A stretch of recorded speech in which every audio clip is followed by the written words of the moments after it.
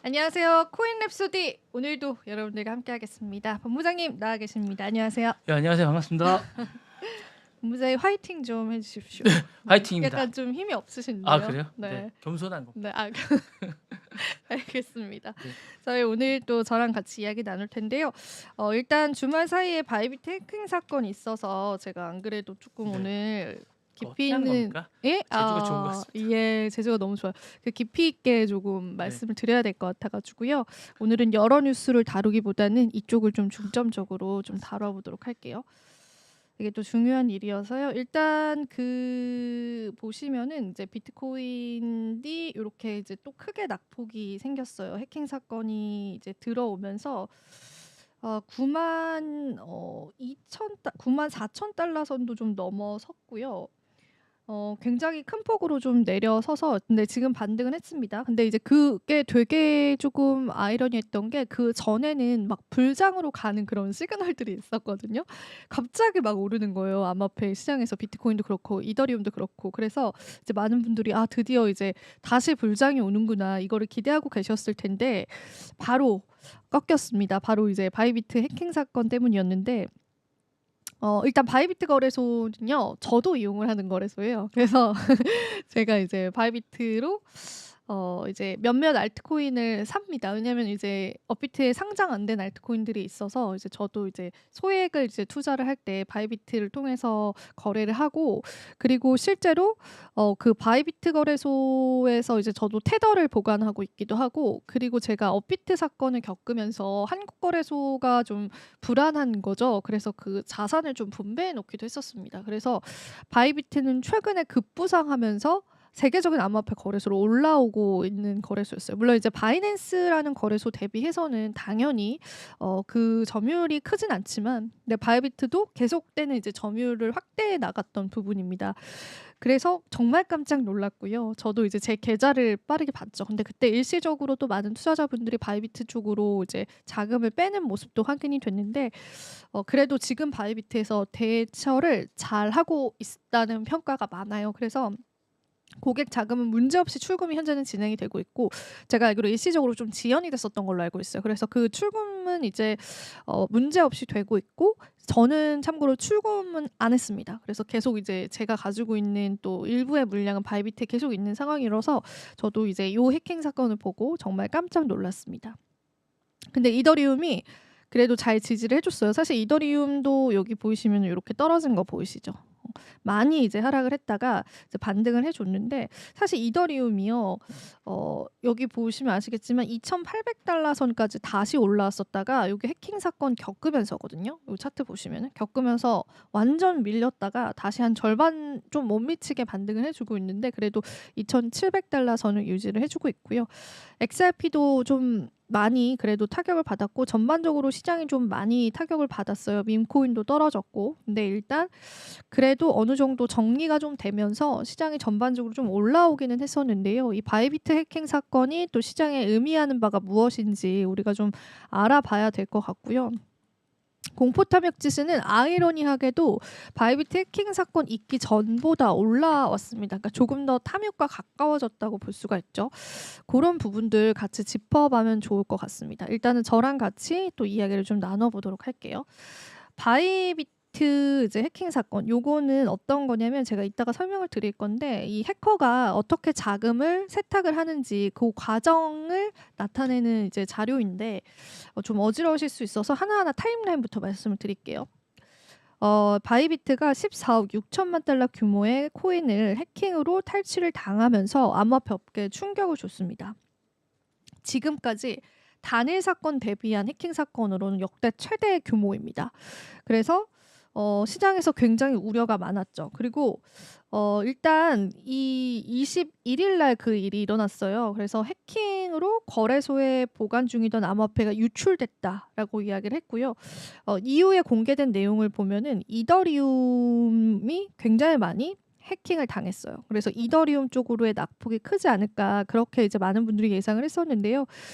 그래도 이더리움은 가격 방어는 좀 굉장히 잘했습니다. 그리고 이 피해 규모가 이제 엄청 많아요. 이더리움이 48만 9천 개가 해킹이 된 거거든요. 그러니까 여러분들이 대충 추산만 해봐도 이게 금액적으로 엄청난 금액이구나 이런 거를 알 수가 있는 부분이죠. 사실 역사적인 해킹 사건을 살펴보면은 2014년에 마운트 곡스 해킹 사건 당시의 피해액은 4억 7천만 달러였고 그 다음에 이제 디파이 프로젝트 폴리 네트워크 해킹 피해액은 6억 1,100만 달러 그리고 바이비트는 14억 6천만 달러 상당입니다.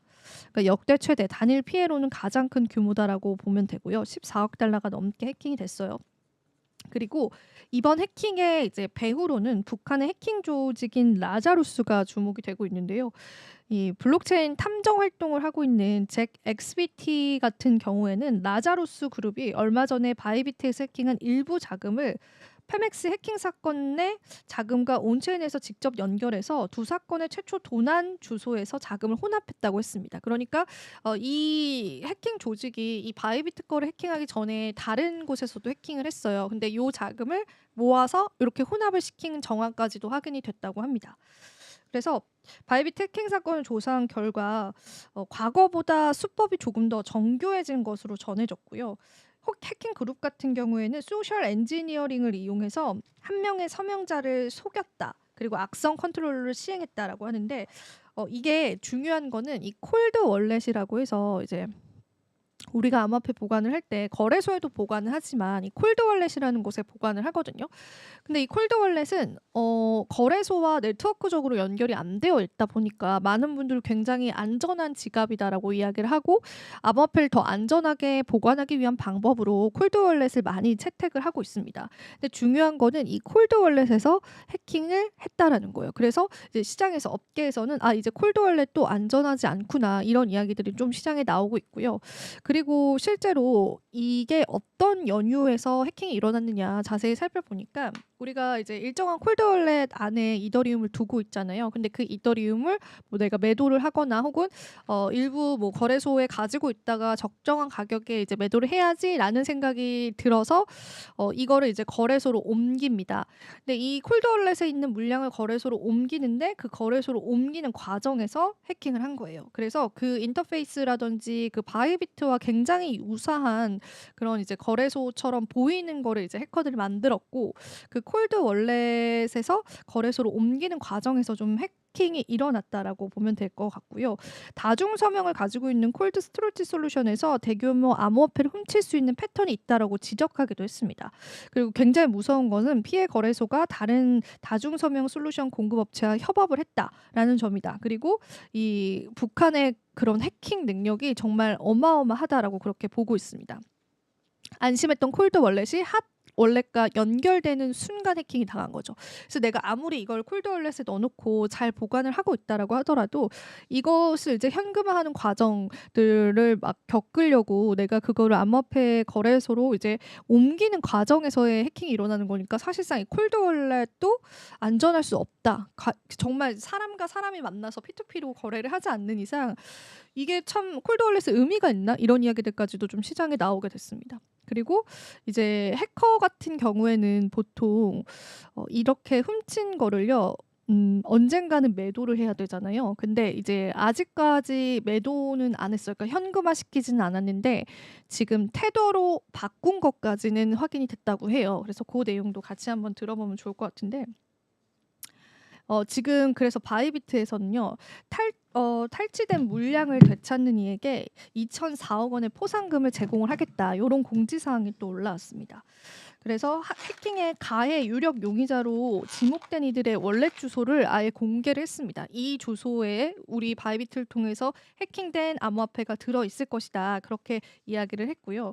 그리고 이 해당 주소를 통해서 피해액을 되찾는 화이트 해커라고 있어요. 우리가 이제 블랙 해커도 있지만 이 이제 피해 당한 것들을 다시 되찾게 하는 화이트 해커들이 있거든요. 그 화이트 해커들한테 어느 정도 보상금, 최대 현상금으로 피해액의 10%에 달하는 1억 4천만 달러, 하나로 2천억 원 정도를 제공할 것이다라고 밝혔다고 합니다.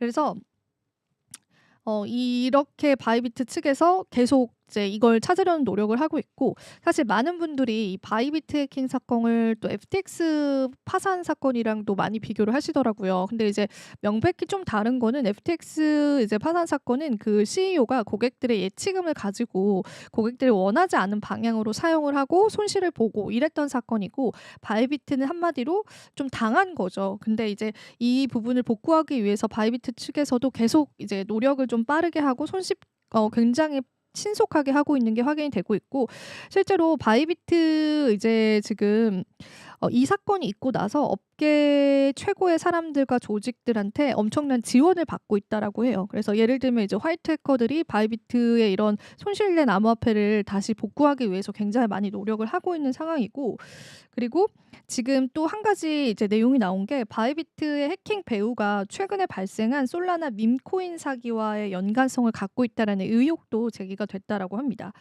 그래서 바이비트 해킹 사건의 용의자들이 탈취한 자금을 스테이블 코인 USDT로 이미 전환을 한 상황입니다.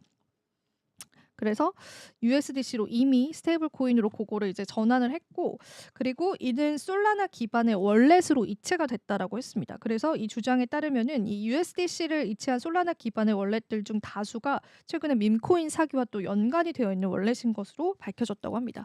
그러니까 지금 전반적으로 이 해킹 사기만 일으킨 건 아닌 것 같아요. 그래서 밈코인 쪽으로의 사기 의혹도 좀 가지고 있고 바이비트 해킹 사건으로 북한의 소행인 것도 드러나긴 했었는데 이제 그들이 자금을 어떤 방식으로 지금 세탁을 할 건지에 관한 그 과정들도 이렇게 시장에 나와 있거든요. 그래서 이런 과정을 통해서 이제 USDC로 일단 바꾼 것까지는 확인이 됐는데 그걸 아직은 매도를 하지는 않은 걸로 확인이 돼요. 근데 이제 만약에 매도를 할 경우에 그때 이제 해킹을 한 사람이 누구고 그 관련된 지갑이 어디에서 좀 거래가 되고 있고 이런 것들을 좀 잡을 수는 있다라고 해요. 근데 지금 또 북한 입장에서도 이게 만약에 정말 북한의 소행이 맞다면은 이거를 아직까지는 매도하지 못하는 약간 무용지물의 상태에 놓인 것이다라고 볼 수도 있는 거죠. 근데 사실 무조건 현금화시키는 과정에서 붙잡는다라는 그런 장담은 없고 그 현금화를 시키기 위한 다른 방법을 사용할 수도 있기 때문에 과연 이제 어떻게 현금화를 시킬지의 여부들도 계속 추적을 하고 있고 일단 중요한 거는 지금 어떤 지갑으로 이게 이체가 된 건지까지는 확인이 되어 있기 때문에 이 화이트 해커들이 다시 이 지갑을 해킹을 하는 그런 시도를 하고 있는 거고 그리고 만약에 이 지갑을 다시 해킹해서 이 물량을 다시 가져올 경우에 바이비트 측에서 보상도 해줄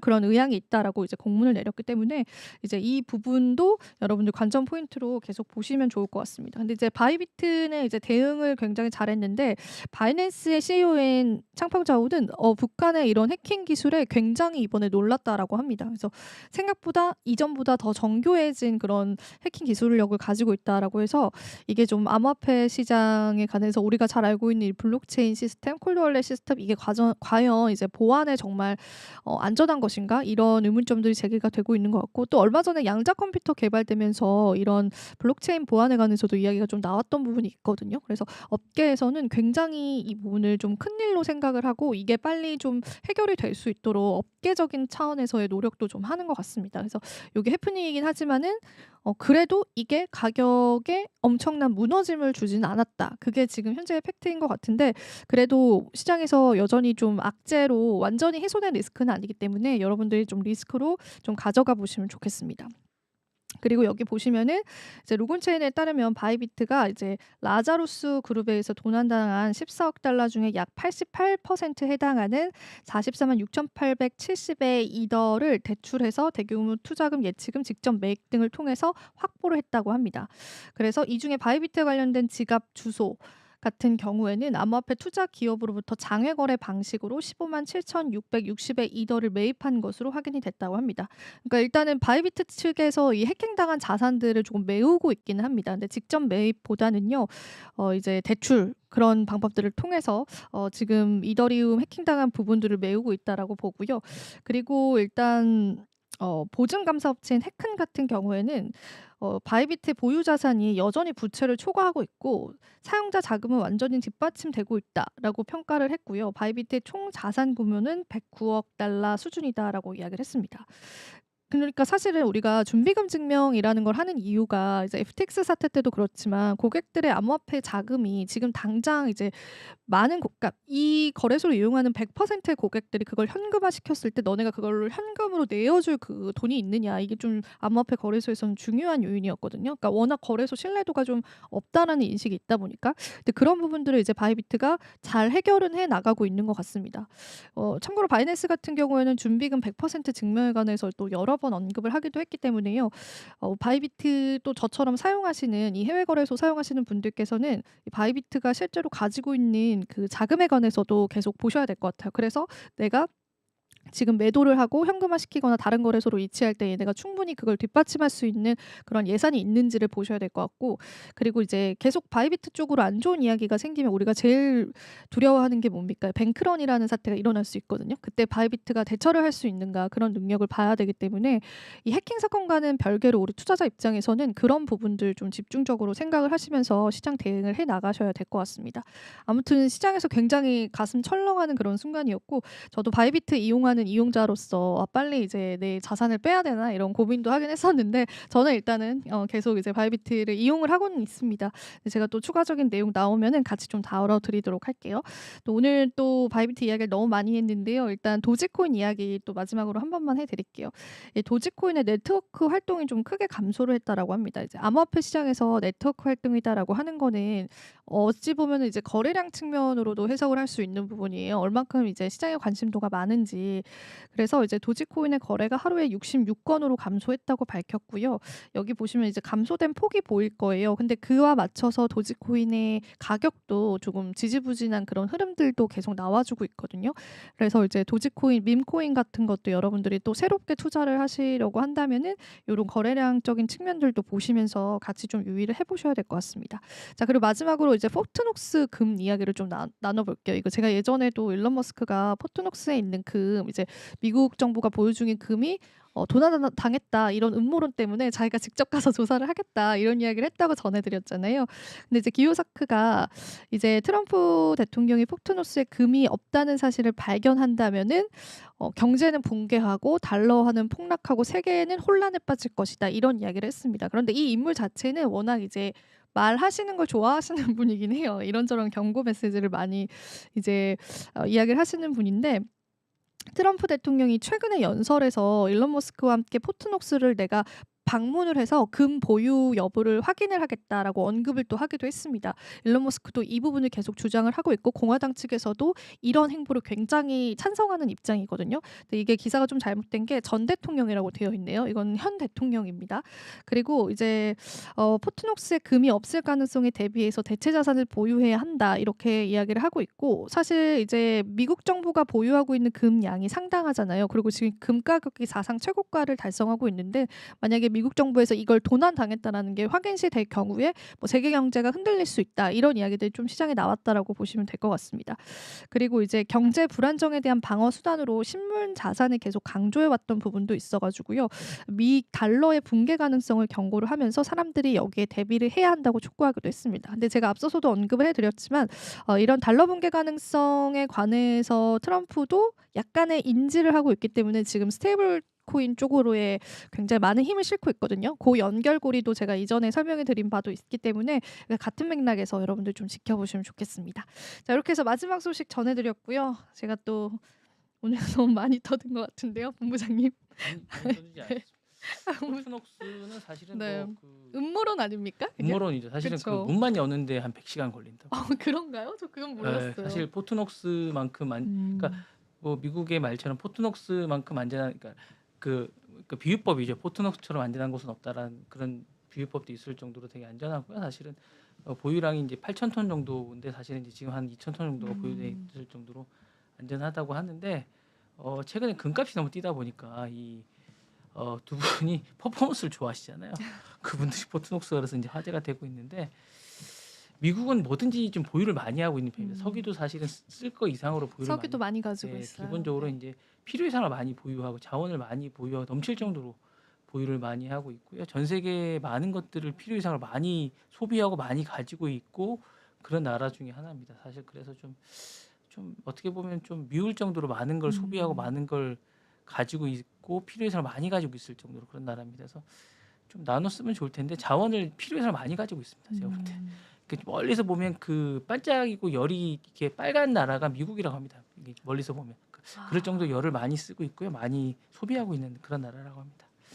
자, 뭐 그렇다고 하니까 한번 보시고요. 포트녹스 금은 안전하다고 합니다. 어쨌든 문을 정식으로 여는데 한 100시간 걸린다고 합니다. 그리고 생중계하면 재밌을 것 같아요. 아, 그러니까요. 사실 그래서 안 연지 꽤 됐다고 하고요. 사실 그래서 더 이제 화제가 되고 있다고. 최근에 포트녹스가 그래서 화제가 되고 있는데. 요즘 영자지를 보고 이제 뭐 월스트리트 저널이나 뉴욕타임즈 포트녹스라는 단어가 엄청나게 많이 나옵니다. 그래서 이제 검색해 보시면 기사에 포트녹스가 엄청나게 네, 맞아요. 금값이 계속 뛰기 때문에 어쨌든 온스당 $3,000를 뭐 왔다 갔다 그러니까 직전까지 가거든요. $2,940 왔다가 뭐 왔다 갔다 하는 이런 상황이라 사실은 뭐 곧 돌파할 것 같은데 뭐 다들 뭐 $3,100, $3,200 이렇게 예상하고 있기 때문에 곧 갈 것 같습니다. 그래서 더 그런 것 같습니다. 자, 다음 소식 전해드리겠습니다. 자, 제가 두 번째 거부터 보여드릴게요. 일론 머스크가 이제 지난주 토요일 날 금요일이죠. 공무원들한테 숙제를 해줬는데 이게 이제 이슈가 이번 주 내내 오늘 저녁 우리나라 시간으로 그러니까 미국 시간으로 월요일 저녁까지 내라고 했습니다. 그래서 일론 머스크가 이제 공무원들의 숙제를 해줬고요. 이게 내부 반발이 되게 심합니다. 연방정부 조직을 통해서 이제 공무원 감축 조직 개편을 추진하면서 300만 명입니다. 300명이 아니고 300만 명에게 지난주 성과 보고를 이메일로 발송을 했어요. 응답하지 않으면 자진 사퇴하는 걸로 간주하겠다라고 얘기를 했고 업무 성과 5가지 항목을 요구했습니다. 그래서 월요일 밤 11시 59분까지입니다. 우리나라 시간이겠죠. 그래서 응답하지 않을 경우 이렇게 되는 거고요. FBI, 국방부, 국무부, 법무부 등 이제 응답 중단. 그러니까 요 부서들은 응답을 중지하고 힘센 부서들입니다. 요 부서들은 중단하라고 얘기를 했고 카시 파텔이죠. FBI 출신입니다. 직원 머스크에 응답하지 말아라고 얘기를 하다 보니까 오늘 또 이제 비 FBI 부국장을 전격적으로 또 선임을 했습니다. 좀 전에 나온 소식인데요. 비 FBI 출신 118년 만에 처음으로 처음으로 이제 트럼프가 선임할 정도로 이제 요건 또 적절하게 또 대처를 했더라고요. 그래서 이제 복지부 법률고문이 보안 의료로 응답을 보류하겠다라고 얘기를 하고 기관별 차이가 좀 있습니다. 국방부는 공식적인 협의 없이는 보고가 불필요하다라고 자신들이 이제 그렇게 얘기했고 국무부는 부처 차원에서 일괄 응답하겠다. 보건복지부는 일단 응답 후 추가 지침이 있을 때까지 기다려라. 1시간 후 지침을 철회하기도 했고요. 어쨌건 행정명령에 대한 법적 근거가 없다라는 거예요. 요 어차피 수장이지만 이분은 뭐 정식으로 발령을 받은 게 없고 이분은 그런 권한이 없다라고 얘기를 하고 있고 백악관은 머스크는 공식적인 권한이 없다라고 이미 얘기를 한 적이 있습니다. 그렇게 얘기를 한 적이 있고 그래서 이제 지금은 일단 얘기를 안 하고 있고 공무원 노조는 해고 발생 시 법적 대응을 하겠다라고 얘기를 하고 있으면서 혼란이 엄청나게 많이 되고 있는데 정치적 논란과 함께 공무원들이 혼란이 되고 있고 CDC 공무원들은 비전문적이고 이상한 요청이다. 특이한 요청이다라고 얘기를 하고 있으며 농무부 공무원들은 보고하지 않으면 해고할지 불확실하다. 겁주는 거 아니냐라고 얘기하고 있고 공원관리청 직원은 우리는 자원보호구역에 근무 중이기 때문에 이메일 확인조차 힘든데 이걸 어떻게 답변을 하느냐라고 얘기하고 있습니다.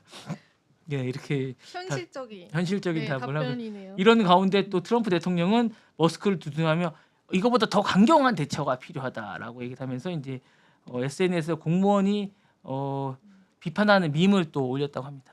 이분 밈 좋아하십니다. 네. 그러면서 이러면서 연방 정부가 이제 기본적으로 이제 감축 조치를 지속적으로 하고 있고요. 미국 내 2,000명을 또 이번에 또 해고했습니다. 행정휴직 조치를 하고 있고 OPM이라는 인사관리국이 있습니다. 여기 직원을 70% 정도 감축하는 걸 하고 있습니다. 이렇게 됐을 경우 이제 어떻게 되느냐?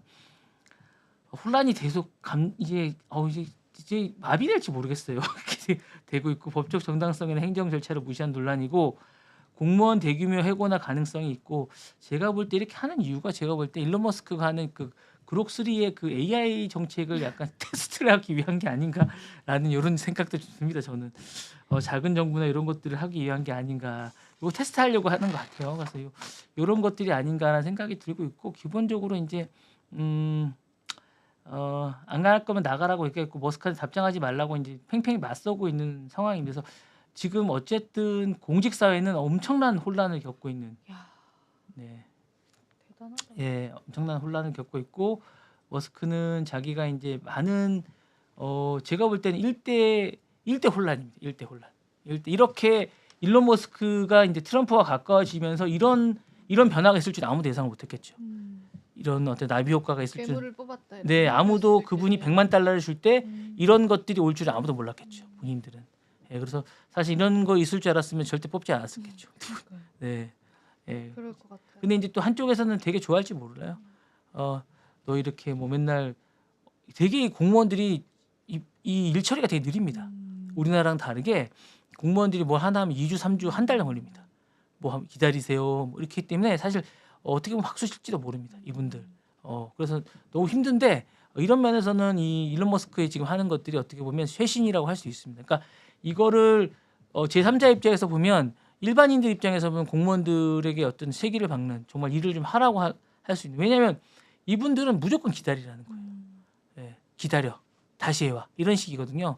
그러니까 이분들이 이런 측면에서는 어떤 이런 일론 머스크의 이런 것들이 획기적이라고 할 수는 있습니다. 예. 저는 뭐 일론 머스크한테 한 표를 보내겠습니다. 예. 다음 소식. 차이나 보안 공포가 있습니다. 사실은 이제 딥시크를 쓰지 말라고 오른편에 있는 것들은 예전에 나왔던 건데 최근에 이게 또 이제 의료기기에 대한 공포가 좀 있습니다. 아, 왜요? CNBC에 이제 어제 난 기사인데요. 제가 이제 약간 가져와서 같이 보는데 CNBC 보도에 따르면 의료기기 시스템에 이제 중국산 의료기기가 이제 많다 보니까 요게 이제 컨택 CM 58,000이라는 그 모니터 취약인데 요게 현재 심전도, 심박수, 혈중, 산소 포화도, 혈압, 체온 이런 것들을 추적하는 의료 모니터입니다. 근데 요게 이제 FDA하고 CISA라 미국 사이버 보안 인프라국에서 백도어에 대한 경고를 했습니다. 그래서 악의적 해커가 기기를 설정을 변경할 수 있고 심각한 보안 치안점이 이제 발견됐다는 거예요. 그래서 기기가 소프트웨어 원격적으로 추정할 가능성도 있고 이거 잘못된 의료 데이터에서 생명의 위험까지 줄 수 있다라고 얘기를 합니다. 그래서 이 부분에 이상한 데이터 트래픽이 감지가 됐고 원격적으로 실행할 경우 이제 IP가 연결될 경우가 많다라고 얘기를 합니다. 그래서 해커가 기기를 설정하고 오진을 유발할 가능성이 높다고 얘기를 하고 실질적으로 이제 실제로 이제 발견됐다고 합니다. 그래서 신장 기능을 저하시키고 호흡 장애 등 잘못된 의료 정보를 제공할 가능성이 있고 이로 인해서 이제 치료가 이제 잘못된 경우도 있다고 합니다. 그래서 미국 병원의 의료기에는 우려가 증가되고 있고 미국 병원협회에서 심각한 보안 문제가 있어서 즉각적인 필요가 있다고 해서 요거를 이제 끊었다고 합니다. 그래서 CISA라고 아까 좀 전에 말씀드렸던 요 이제 미국 사이버 보안 협회에서 현재 보안 패치가 존재하지 않으면 요거 쓰지 말라고 얘기를 하고 있고요. 단기적으로는 인터넷 차단해라라고 얘기를 하고 있고 그냥 써라. 끊고 그냥 써도 되지 않느냐라고 업데이트하지 말라고 얘기하고 있고요. 이게 지금 몇 대인지 중국산이 너무 많이 들어있어 갖고 몇 대인지 파악이 좀 안 되고 있다고 그러고 어쨌든 이 타겟팅을 이제 이게 아픈 사람이 많으니까 중요 인물들 뭐 트럼프 이런 사람들 아프니까 되게 해서 이제 타겟팅해서 이제 죽일 수도 있으니까 조심하라고 얘기를 하고 있는 것 같습니다. 중국이 해커를 잘하고 있는 것 같아요. 그래서 이런 부분 하고 있는 것 같고 사실 오른쪽에 이제 딥시크만 문제가 있는 게 아니고요. 사실 이제 최근에 문제가 되고 있는 게 병원 경영난으로 저가 의료기기가 많이 들어왔대요. 최근에.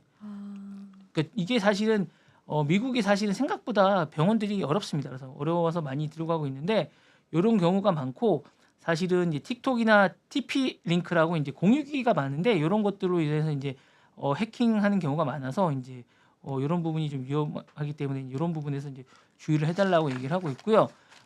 사실은 최근에 이제 딥시크를 많이들 이제 사용을 금지하는 곳이 많습니다. 그래서 뉴욕주나 미 해군이나 텍사스주 같은 경우도 딥시크를 금지하는데 요것뿐만 아니라 샤오 홍수라고 있습니다. 중국판 그 인스타그램이라고 있거든요. 알아요. 예, 그거랑 레몬팔이라고 혹시 아세요? 그건 모르겠습니다. 틱톡 자매 앱입니다. 요 앱도 이제 금지하고 있고 틱톡도 당연히 이제 금지하고 텍사스는 금지하고 있습니다. 그래서 못 갑니다. 거기 지역에 가면. 그래서 이런 것들을 금지하고 있습니다. 딥시크랑 관련해서 이제 정보를 빼간다고 생각해서 금지하고 있기 때문에 사실은 요 보안 문제가 심각해지면 틱톡 인수도 어떻게 될지 잘 모르겠습니다. 그래서 그 부분에 관해서 좀 준비를 해야 될 것 같고 요 보안 문제가 이슈가 되면 제가 볼 때 엔비디아 요 수출하는 부분이 이런 부분들도 향후에 어떻게 될지는 좀 지켜봐야 될 것 같은 그런 생각이 듭니다. 네, 조심하십시오. 틱톡 쓰시죠? 아니 근데 거의 안 해요. 아, 예, 그러세요? 거의 안 해요. 네. 정보가 새 나갈지 모르겠습니다. 제 정보는 이미 이미 다 뻗쳐나가. 예, 이미 예. 많은- 저도 뭐 많이 예, 검색해서 저희는 뭐 저도 보고 있습니다. 제 제 정보요? 이주영 아, 아나운서 정보를 진짜? 제가 많이 보고 있기 때문에 관중이니까 뭐 제 네. 정보는 많이 보고 있습니다. 네. 네, 제가 많이 보고 있습니다. 미니시더라고 과거. 네. 하고 빨리 하시죠. 다음 거. 테슬라가 이제 이딴 악재가 리콜이 들어왔더라고요. 웃기네. 네. 테슬라가 지난주에 37만 6천 대가 이제 파워 스터링 시스템이라고 이제 조향기기가 이제 문제가 생겨서 이 부분이 이제 2024년 2월 28일부터 10월 11일까지 생산된 모델 3와 모델 Y 차량의 모델입니다. 특정 구형 모델이 탑재된 모델인데 이게 이제 CNBC에 났던 기사입니다. 제가 이제 지난주에 왔던 건데 전자식 파워 스타링 시스템 회기판에 과부하될 가능성이 있고 정차 후 가속 시 파워 스타링 시스템이 있는데 이게 문제가 뭐냐면 아니 이런 상황인데 문제가 뭐냐면 일론 머스크가 규제 완화를 또 하고 있는 거예요. 규제 완화를 하면 이걸 또 안 하게 될 수 있어요. 못된 거죠 이분이. 예. 이 37만 5천 대 리콜을 해야 되는데 규제 완화는 이런 걸 또 안 하게 됩니다. 그래요. 네, 이런 것도 그렇죠. 우리 어. 기업의 규제를 완화하는 네, 그러니까 거면 미국 교통당국 시스템 예. 조사를 하고 막 이래야 되는데 예. 이런 것들을 못하게 하는 거죠. 자기 힘을 이용해서. 예. 그러니까 일론 머스크가 정부 규제 완화 움직임이 또 있다 보니까 이런 것들을 하게 되면 이제 또 안 하게 될 가능성이 좀 높습니다. 이런 부분이 좀 있고 뭐 이런 것들이 이제 자발적으로 못하게 될 가능성이 좀 있는데 사실 이제 악재가 계속되고 있어요. 사실 최근에 이제 판매 부진이 좀 있고 중고차 시장에서도 이제 가격이 좀 떨어지고 있는 약간 이런 추세가 있는데 이런 부분이 있는 상황에서 이제 최근에 트럼프 행정부가 연방 전기차 충전소를 폐지하려고 하고 보조금도 폐지하고 이런 부분이 또 있어요. 그래서 이것도 테슬라에게 악재가 될 가능성이 좀 있습니다. 그러니까 연발 조달청이나 전국 연방 전기차 충전 네트워크의 폐쇄 계획을 발표했습니다. 그래서 8,000개 충전 플러그가 대상인데요. 콜로라도하고 덴버에 있는 연방 센터에서 이제 요게 임무가 필요치 않다 그래서 폐쇄하게 된 거예요. 테슬라가 대표적인 거예요. 사실 혜택 전반적으로 뭐 그렇게 큰 데가 없기 때문에 테슬라가 큰 건데 테슬라 등 전기차 충전 인프라 프로그램 지원을 축소하겠다는 겁니다. 그래서 이 부분은 이제 다음 주부터 공식적인 폐쇄 지침을 받을 예정이고요. 이렇게 되면 이제 테슬라는 큰 피해를 입게 됩니다. 많이 안 사게 되겠죠. 그러니까 뭐 이렇게 되면 이제 기본적으로 이게 축소되면 이제 테슬라 판매도 많이 지장을 받지 않. 버린 거 아닙니까 테슬라? 본인은 전기차가 아니고 자율주행 뭐 그런 거라고 계속 얘기를 하고 그것 때문에 주가가 올라간다고 계속 얘기를 하고 있는데 사람들은 차를 살 때 전기차를 사는데 자꾸 자율주행에 지금 자율주행 기능 별로 없거든요. 그리고 되게 비싸요. 자율주행 들어가면 기본적으로 많이 비싸니까 그렇게 할 겸 BYD를 사야 될 거지 않을까 그런 생각이 듭니다. 저는 좀 그런 생각이 듭니다. 좀 아쉽다는 생각이 드네요. 아쉽습니다. 제 차는 뭐 테슬라가 아니라서 다음 소식 전해드리겠습니다. 뭐 이게 나오죠? 텔레그램이 100만 달러, 100만 달자가 빠졌네. 100만 러. 100만 원 달자가 죄송합니다. 다음에 고치겠습니다. 벌금이 받게 됐는데 이게 왜 받게 됐는지 보시면 가이디언지에 난 기사입니다. 이게 이제 위원회에서 100만 달러 우리나라 돈 한 14억 정도인데요. 테러리즘하고 아동학대 자료 대응에 대해서 제때 응답하지 않았다라고 해서 이제 물론 이제 일단 1심에서 이제 그걸 이제 했고요. 텔레그램 통지 후 이제 160일 지나서 응답을 했다고 합니다. 규제 업무 6개월이 지나서 이제 응답한 건데 이제 요거에 대해서 응답을 해야 되는데 이제 28일 내에 벌금을 납부하거나 이의 제기를 해야 되는데 텔레그램은 이의 제기를 물론 100만 달러 내고 싶지 않겠죠. 그래서 이의 제기를 하겠다고 하는데 요거에 대해서 이제 그 호주가 텔레그램 부과한 이유는 조사 요청에 미이행을 했다고 합니다. 2024년 5월에 이제 이 세프티 위원회에서 테러리즘 아동학대 콘텐츠 사실 이게 뭐 범람할 수밖에 없어요. 사실은 이게 잘 추적이 불가능하다는 이유로 뭐 범람합니다. 그러다 보니까 조사 지연을 또 초래했다 합니다. 그러니까 사실은 여기서 협조를 잘 안 하죠. 그리고 이제 호주는 이런 게 이제 사실은 이런 성범죄나 이런 것들에 대해서 민감한데 이런 데 대해서 이제 잘 안 하다 보니까 벌금의 대상이 되는데 그러다 보니까 텔레그램 입장에서는 이거 뭐 불공정하고 자신들에게 너무 가혹한 거 아니냐 하는데 텔레그램은 사실은 사실 좀 처벌이 좀 해야 됩니다. 사실 이게 제가 볼 때 텔레그램 좀 심한 경우가 좀 있습니다. 그래서 100만 달러 좀 약간 싼 듯한 느낌도 좀 있습니다. 그래서 메시징 앱과 뭐 빅테크 기업의 이게 사실 요거에 이제 가이드가 되면 향후에 다른 기업들도 좀 할 가능성도 있고요. 텔레그램에 추가 규제될 가능성도 좀 있습니다. 그래서 벌금이나 서비스 차단될 가능성도 있고 호주가 되면 다른 EU나 영국, 미국, 서방에서도 비슷한 사례가 될 가능성도 있습니다. 영국에서도 온라인 안전법이라는 게 있고요. EU에서는 이제 디지털 서비스법 DSA라고 원래 이제 유명한 법이 있습니다. 그리고 이제 미국에서는 이제 아주 유명한 법입니다. 이제 우리나라의 아동 온라인 안전법이라고 되게 만약에 걸리게 되면 가혹하게 이제 처벌을 받습니다. 요 법에 될 가능성도 있고요. 향후에 이제 다른 소셜 미디어나 암호 앱이나 이런 것들 뭐 왓츠앱이나 시그널이나 디스코드, 위챗 이런 것도 규정 대상이 될 가능성도 있고요. 향후에 조심해야 됩니다. 이런 것들 함부로 이제 우리가 한 게 아니고 다른 사람이 올렸다고 해도 이런 걸 스크린해 줄 의무가 있습니다. 사실 그동안 스크린 기능들이 좀 없었는데 이런 것들이 이제 스크린이 저절로 될 수 있는 것들 장치를 마련할 필요가 있는데 이런 것들을 안 하게 될 가능성도 있고 구글이나 메타, 틱톡 등도 또 바른 규제나 이제 정부와 협조를 맞추는 이런 발맞춤이 좀 있어야 되지 않을까라는 생각이 있고 요즘은 뭐 AI 발달돼 있잖아요. 네. 이런 거 충분히 다 가능하거든요. 네, 맞아요. 제가 볼 때 안 하는 겁니다. 음. 예, 안 하는 거라서 좀 있는데 어떻게 보면 이제 프라이버시의 자유와 막 규제의 논란에 이제 그런 것들이 있는데 트럼프 정부에서는 이런 걸 할 것 같아요. 트럼프 정부에서는 이런 것들을 하게 될 것 같은 생각이 좀 있습니다. 그래서 이런 부분이 좀 되지 않을까라는 생각이 좀 있어서 그렇게 되지 않을까 기대해 보게 될 것 같습니다. 네, 어쨌든 좀 기대해 볼 수 있지 않을까라는 생각이 듭니다. 다음 소식 전해드리겠습니다. 금값이 왜 뛰는가 궁금하시죠? 자, 요 왼쪽에 뉴욕 타임즈 기사고요. 오른쪽에 월스트리트 저널 기사입니다. 예, 매일 이런 기사가 나옵니다. 지금 오른쪽에 보시면 월스트리트 저널은 시간대별로 매일 뭐 시간대별로 어나더 뉴 레코드에서 골드 푸시도 어나더 뉴 레코드에서 맨날 이런 기사가 나오고요.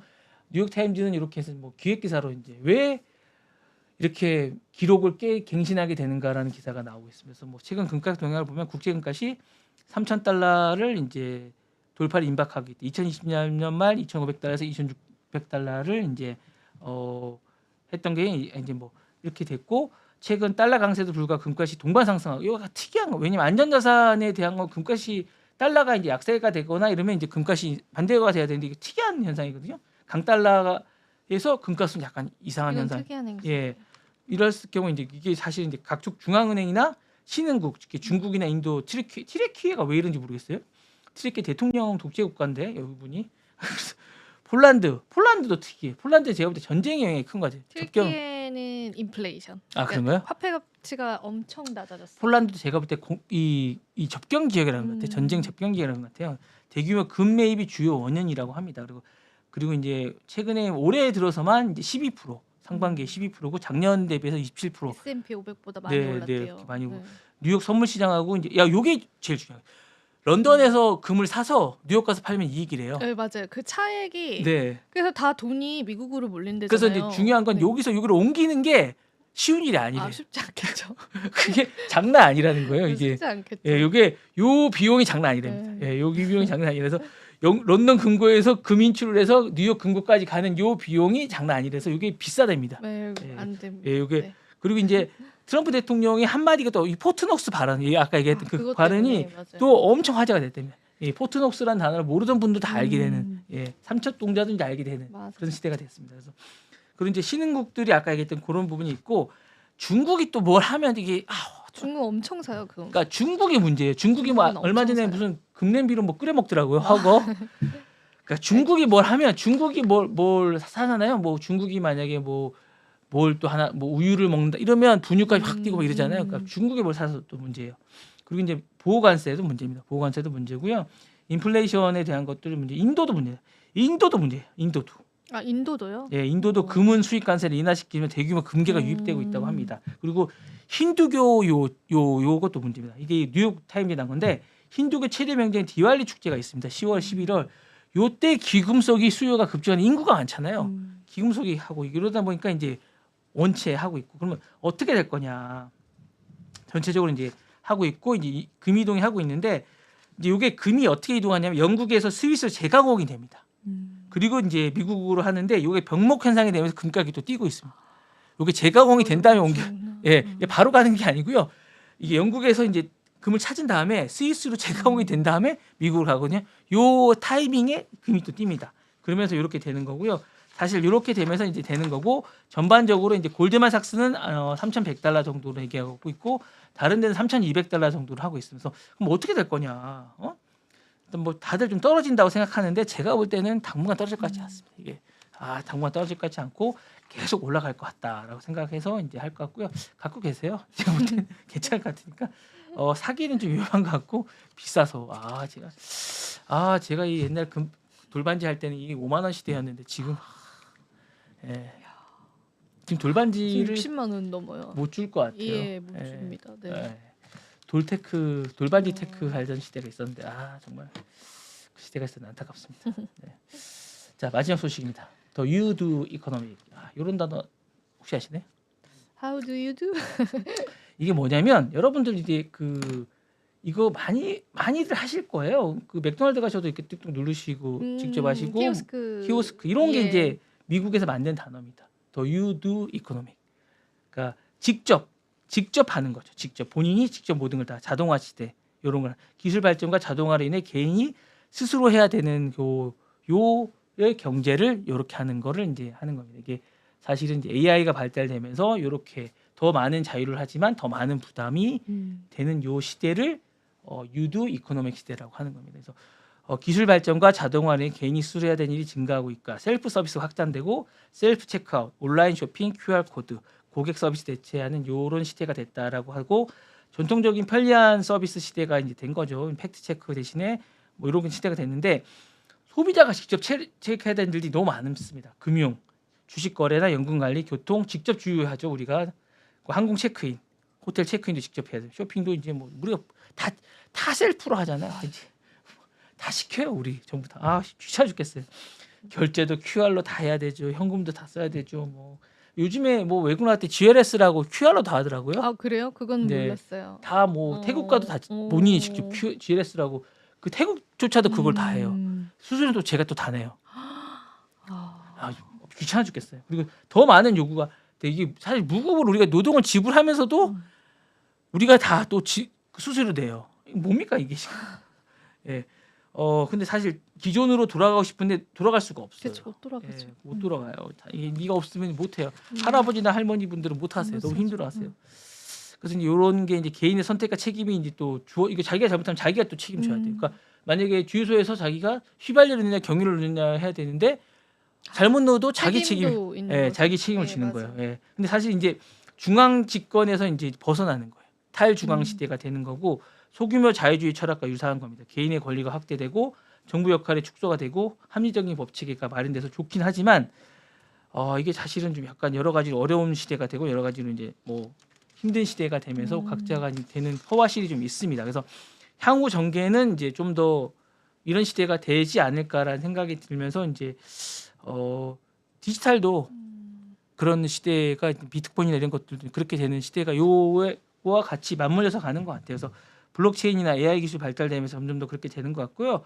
학교 교육도 그렇게 되는 것 같습니다. 점점 더 되면서 이렇게 되는 게 아닌가라는 생각도 들고 정치 참여 방식도 이렇게 변하고 있는 것 같습니다. 그래서 이런 시대가 점점 더 되고 되는 것 같은데 좀 안타까운 건 노동이나 이런 것들도 무급 노동도 이렇게 좀 되는 것 같아요. 그러니까 AI가 대체하면서 이렇게 점점 더 공짜 노동 이런 게 점점 더 되는 것 같고 이렇게 이제 완전 자유 경쟁이 되면서 이렇게 되는 것 같습니다. 그래서 이게 분권화되면서 이제 불편하지만 강력한 자유를 어쩔 수 없이 이렇게 변해갈 것 같고요.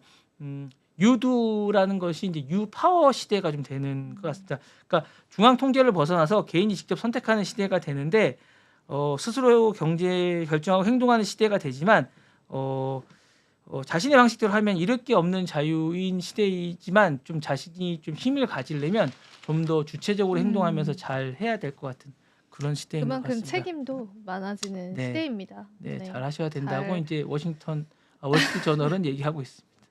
네, 좋습니다. 네, 네, 다 하셨나요? 네, 오늘? 오늘 다 네, 했습니다. 좋습니다. 오늘 저희 또 실시간으로 굉장히 많이 봐주셔서 제가 좀 놀랐습니다. 점점 늘어가고 있습니다. 네. 시청자 수가. 네, 고맙습니다, 여러분.